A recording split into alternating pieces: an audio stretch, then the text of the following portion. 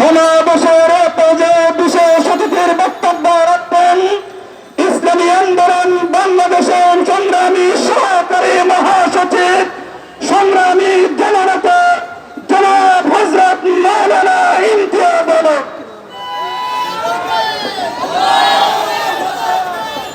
বিসমিল্লাহির রহমানির রহিম। ইসলামী আন্দোলন বাংলাদেশ ঢাকা জেলা কর্তৃক আয়োজিত কেন্দ্রীয় কর্মসূচির অংশ হিসাবে আজকের এই মিছিল পূর্ব বিক্ষোভ সমাবেশের সংগ্রামী সভাপতি ইসলামী আন্দোলন বাংলাদেশ ঢাকা জেলার দক্ষিণের সংগ্রামী সভাপতি জনাব হাফেজ জয়নাল আবদিন প্রধান অতিথি হিসাবে উপস্থিত আছেন ইসলামী আন্দোলন বাংলাদেশের সংগ্রামী যুগ্ম মহাসচিব বিশিষ্ট জননেতা জনাব মাওলানা গাজী আতাউর রহমান সাহেব সহ অন্যান্য নেতৃবৃন্দ, সাথী বন্ধুগণ, আপনারা জানেন ভারত সরকার ক্ষমতায় এসে শপথ গ্রহণ শেষ করার আগেই আমাদের মাননীয় প্রধানমন্ত্রী সেইখানে গিয়ে একটি চুক্তি করে এসেছেন। দেশ বিরোধী দেশ বিক্রির এই চুক্তির বিরুদ্ধে ইসলামী আন্দোলন বাংলাদেশের আমির কর্মসূচি ঘোষণা করেছেন। তার অংশ হিসাবে আজকে আমরা এখানে সমবেত হয়েছে। এই চুক্তিতে কি আছে সাংবাদিকরা প্রশ্ন করেছিল। প্রধানমন্ত্রী বলেছেন ইউরোপে কোনো বর্ডার নাই, সেখানে গাড়ি আসা যাওয়া করে। মাননীয় প্রধানমন্ত্রী, আপনার লজ্জা লাগে না? ইউরোপের সাথে বাংলাদেশের তুলনা দেন, সেইখানে তো ভোটও ডাকাতি হয় না, তাইলে সেই কথা বলেন না কেন? সেইখানে তো সন্ত্রাসী দিয়ে চাঁদাবাজি হয় না, সেইখানে তো ঘুষ কেলেঙ্কারি হয় না। আপনার ছত্র ছায়ায় ঘুষের টাকা খেয়ে হজম করে তারা তাদেরকে ঘুষখোরদেরকে দুর্নীতিবাজদেরকে আপনি অত্যন্ত নিরাপদে বিদেশে যাওয়ার ব্যবস্থা করে দেন। ইউরোপে তো সেই কাজটা হয় না। আপনি কোন মুখে ইউরোপের সাথে তুলনা দেন?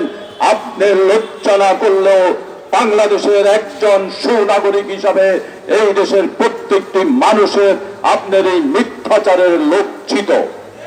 সাথী বন্ধুগণ, এই ট্রানজিটের নামে যে করিডোর দিয়েছে, এতে বাংলাদেশের কোনো অধিকার নাই। ক্ষমতায় চেন তেন ভাবে টিকে থাকার জন্য, বিদেশি প্রভুদেরকে খুশি করার জন্য তিনি ভারতকে উপহার দিয়েছেন। ভারত কি করেছে? এই চুক্তির পরপরই তিস্তা সহ বিভিন্ন নদীর গেট খুলে দিয়ে আমাদের প্রত্যেকটা নিম্ন অঞ্চলকে ডুবিয়ে মারছে। আজকে সিলেট কুড়িগ্রাম সহ অনেক অঞ্চল বন্যার পানিতে প্লাবিত। মাননীয় প্রধানমন্ত্রী, আপনার মুখে পানি আসে কিন্তু শুকনো মৌসুমে আমরা পানি পাই না, আমরা বর্ষা মৌসুমে ডুবে মরি। এটা আপনি চোখে কেন দেখেন না? এটা আমাদের বুঝে আসে না। আপনারা কারণ বন্ধ করে রেখেছেন, কবে আপনার এগুলো বুঝে আসবে আমরা জানতে চাই। আজকে শিক্ষা ব্যবস্থাকে শেষ করে দেওয়া হয়েছে, অর্থনৈতিক ব্যবস্থাকে শেষ করে দেওয়া হয়েছে, ব্যাংক লুটেরা দখল করে নিয়েছে। ব্যাংকগুলো এবং অর্থনৈতিক প্রতিষ্ঠানগুলো আজকে দেউলিয়ায় পরিণত হয়েছে। আমাদের সামাজিক বন্ধন শেষ হয়ে গিয়েছে, আমাদের সমস্ত কিছুকে ভেঙে চুরমার করে দিয়েছে বঙ্গবন্ধুর কন্যা, গণতন্ত্রের মানুষ কন্যা প্রধানমন্ত্রী শেখ হাসিনা।